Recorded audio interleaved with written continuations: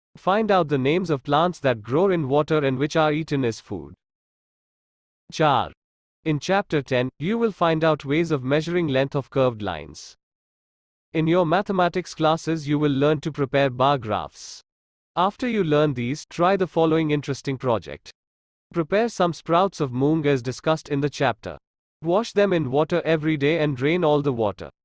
Let them grow for a week until the whole of the seeds grow into young plants. Measure the lengths of the sprouts every day using a string. Take care that they do not break.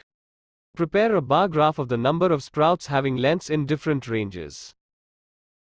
Things to think about. A.